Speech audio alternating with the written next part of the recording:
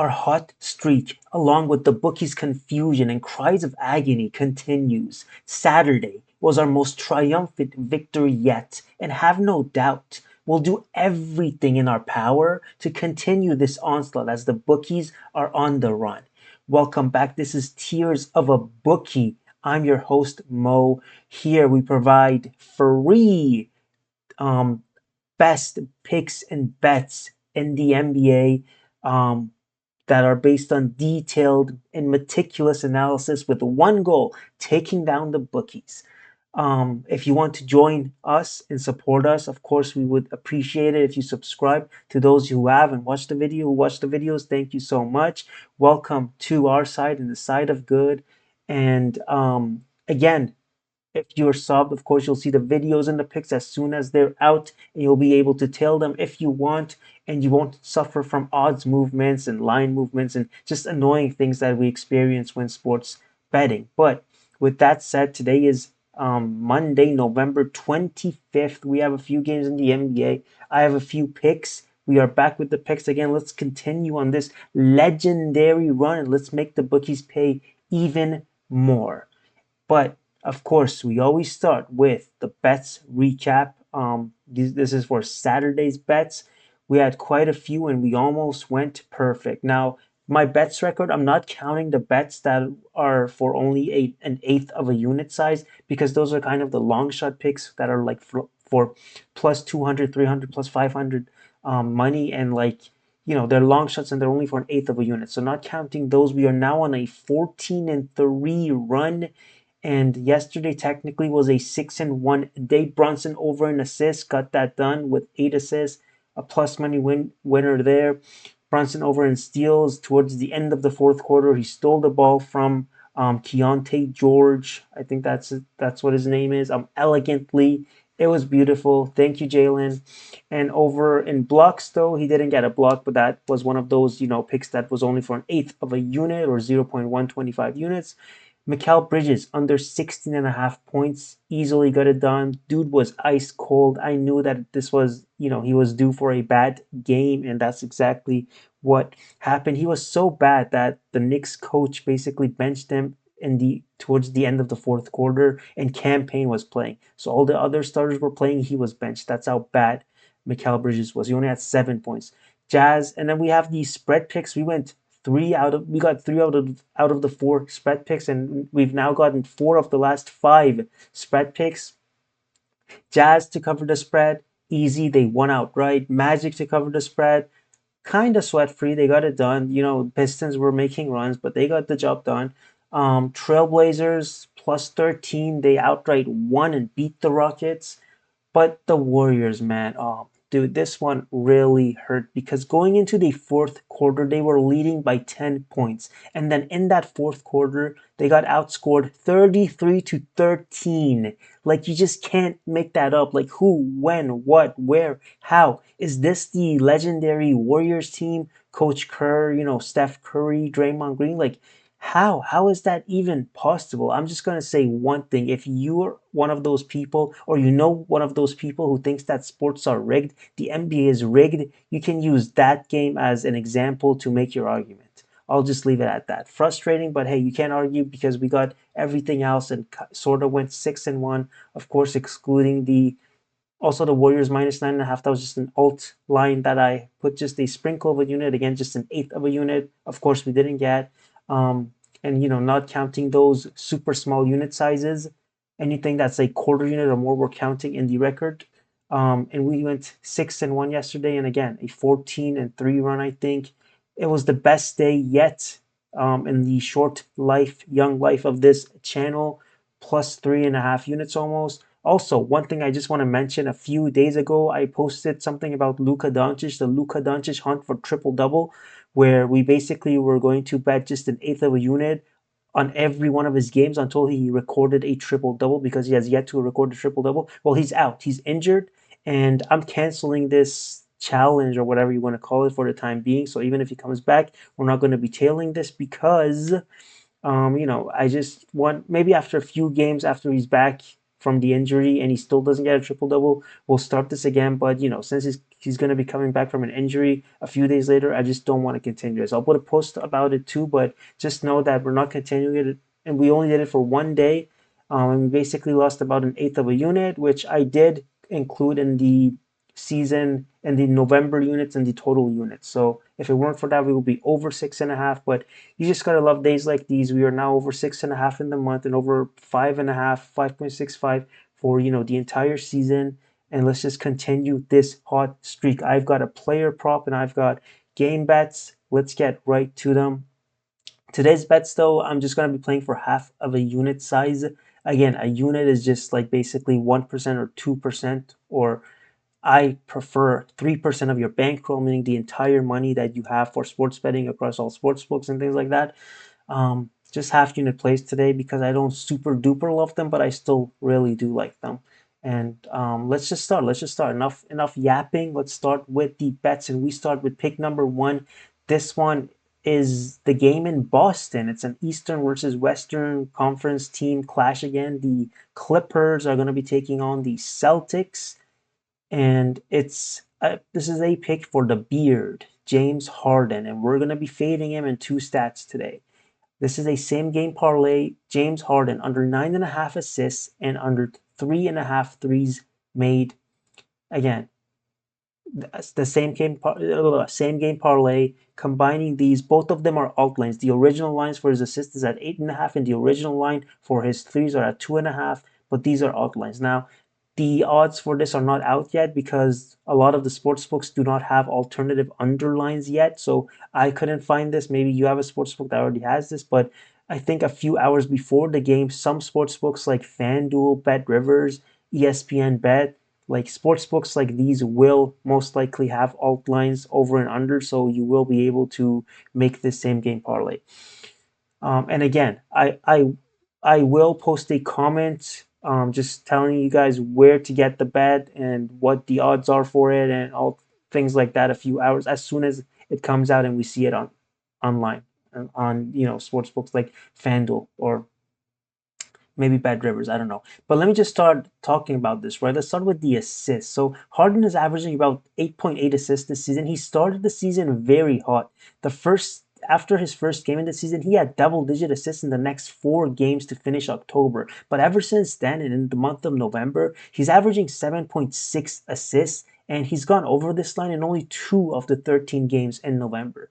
Celtics are also giving one of the fewest assists to point guards, and this is also a consistent stat, which means that if you look at last season, they were also good at this. They also did not give a lot of assists to point guards, and you always like to go for consistent stats. They're more reliable. The confidence level is higher. Why? Because if it's a stat that is only for this season, it could just be a temporary thing that's not really a trend. But if you find a trend that also existed in the previous season, it kind of means that it's like in the DNA of that team. It's embedded in that team, and just the confidence level, for that trend, for picks related to that trend are higher, like this one. Against the Celtics last season, he played both games. Again, they only play each other 2 times because it's an East versus Western team clash or whatever. And he had 9 and 7 assists in those games, so he went under in both of those. Against Drew Holiday, he's gone under this line in 9 of the last 10 matchups, because technically that's the point guard that he's going to be matched up with. Against the Celtics, also more generally because Holiday just joined the Celtics last year. Against the Celtics, James Harden has gone under this assist line in 7 of the last 10 games. Most of these games, however, were when he was with Philly, and there he was averaging a lot more assists. His assist numbers were 10 or higher. Now as a Clippers, he's averaging, his assist numbers have gone down. It's only about 8.5 last season, and this season it's also under 9. So that just makes it even better, right? Because back then when he was averaging even more assists, he still only had he only went over this line in 3 of the last 10 games. 7 of the last 10 he went under. So I just like this outline. The original line might be a bit too sharp, I don't know, but this line I do like, and we're pairing it up with his threes. Now, this might seem a little bit weird at face value because James Harden recently, he just made it second all time in threes made, right after Steph Curry, who I don't think anyone, at least in our lifetimes, is going to catch. But so he shoots a lot of threes every game, and he makes threes, and obviously he's the second in the all time list. But he's only averaging 2.5 threes made this season and about 8 attempts a game, and he's gone under this line in all but one game this season. Only one game he's made more than three threes. And also, this is another good matchup here because the point guards who faced the Celtics recently, either they take a low volume of threes, which consequently leads to, a low number of threes made, or maybe they don't go for a low volume of threes, but they just make low threes. Their efficiency is low, which has to do probably with the perimeter defense of the Celtics. Let me just mention some of the noticeable point guards recently and their threes made. Malcolm Brogdon, 1 for 1. He had just one attempt and he made it, but he obviously shoots more than 1 3 in games. For instance, I think the next game he attempted 4 threes, but Darius Garland went 0 for 6. Davion Mitchell of the Raptors went 1 for 2, and that game even went to overtime. So even considering overtime, including overtime, just 1 for 2. Schroeder went 2 for 6 and 2 for 8 in two of the games the Nets played the Celtics. So both of them, the volume was kind of there. The efficiency wasn't there. He's averaging close to 3 threes. Damian Lillard, 1 for 8. Trae Young, 0 for 6. So it's just looking really good. In fact, in the last 10 games, the only point guard that's been able to make more than 3 threes against the Celtics was none other than Stephen Curry. So I really like this too. Last season in their matchups, again, when James Harden faced the Celtics, he went 2 for 5 in one game and 0 for 6 in the other one. Um, and he's gone under this line, under 3 threes in the last 5 games against the Celtics and 7 of the last 8. Same thing if you just look at his matchups against Jrue Holiday. He's gone under in 4 of the last 5. Now, one thing to mention though is that both of last year's games were blowout games, which explains why the spread for this game is around 10.5. So basically, I think the bookies are expecting kind of a not so close game. If it's a blowout, of course, it'll help because that means that he will not play a lot of minutes and he'll, towards the end of the fourth quarter, or maybe if it's a super blowout, he'll sit out the entire fourth quarter and that will just help with unders, right? So there's also a possibility that is a blowout because, again, last season, both of the games were they were blowouts, and both of those games, Harden played less than 30 minutes, which of course will help. So this is my first pick. I will mention it again in the comments when the odds are out because both of the lines for the same game parlay are alt lines, but it's James Harden under 9.5 assists and under 3.5 threes. Now let's move on to the game picks. That was the only player prop because what I usually do is I just pick one game and just try to look at it in detail and pick and look at the players and the props. But I didn't really like the props for this game and the players for this game because a lot of the players of the Clippers players, they're not playing that consistently, meaning that their minutes are up and down and they're usually like 24, 25 minutes. But sometimes they go higher, like Chris Dunn and I forgot his name, the power forward dude, Jones, I think Derek Jones. His the minutes are weird. Norman Powell is questionable. He may come back to the lineup. Um, and then for Zubac and for the Celtics players, I didn't really love any of the picks either. But James Harden, I really do like this little parlay here. But let's move on to the game picks, and I'm going to start with a spread. I've got one spread here, and it's a team that we backed 2 days ago, and they absolutely came through. Here's to them coming through again, and it's the Trailblazers, where in Memphis they are taking on the Grizzlies. Now, this is a trend that I talked about in the previous video too, but the Blazers usually play better in their second matchup against teams. Recently, we saw them defeat Houston after the previous night they got destroyed by Houston. Well, against the Grizzlies, this is their second time they're facing the Grizzlies. The first time it was important, and they lost 134 to 89. So they got absolutely destroyed. But again, we've seen them a few times this season.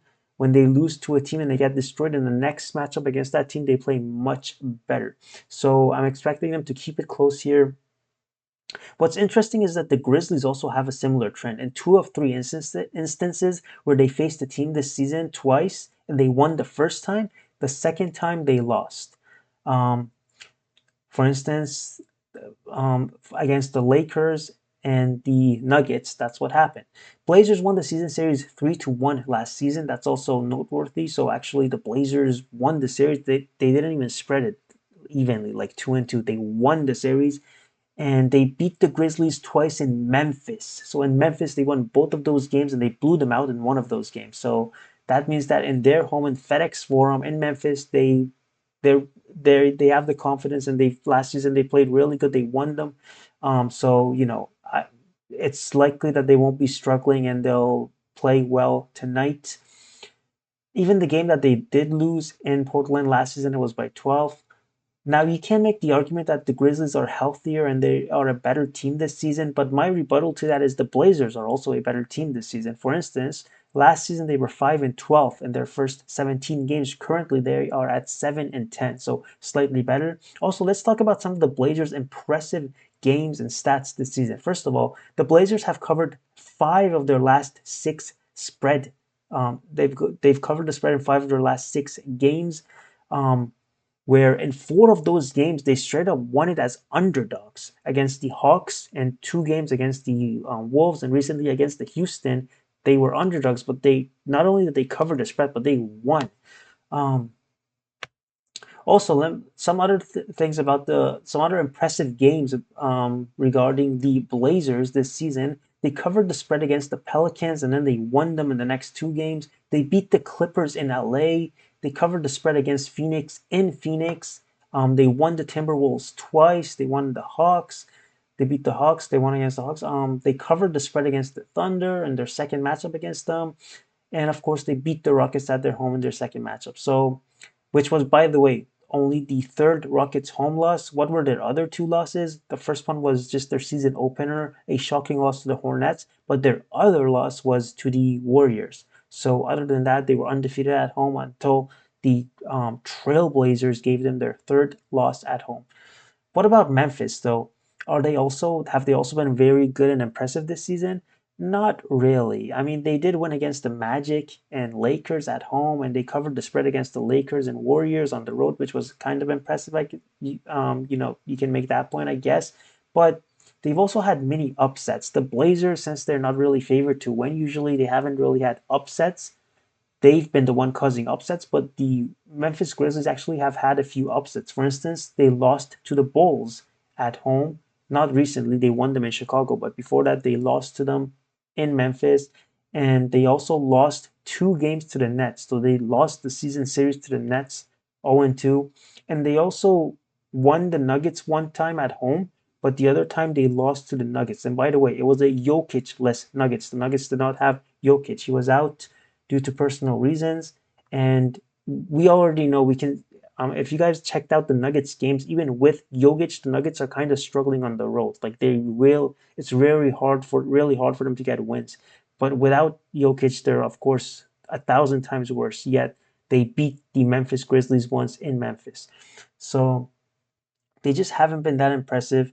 And I really like the Trailblazers to cover the spread. And hey, who knows? Maybe they'll even get the dub. But we're not going for that. We're just going for the spread for again half a unit. But now let's go to the third and final pick, another game pick. This one's a bit juiced, but I like it. It's the Nuggets money line, just the good old money line. No spread, no game total, none of that. Just the good old money line. They are facing the Knicks. The Knicks are still on their road games streak or whatever. Um, they recently just lost against the Jazz 2 days ago, and now they're facing the Nuggets. And I think after the Nuggets' impressive win against LA, against the Lakers, especially since it was a comeback win, they blew them out in the third quarter, and the entire game ended up being a blowout, which was, it was against the Lakers team who have been really good at home, and it was a Nuggets team beat them that have been struggling on the road.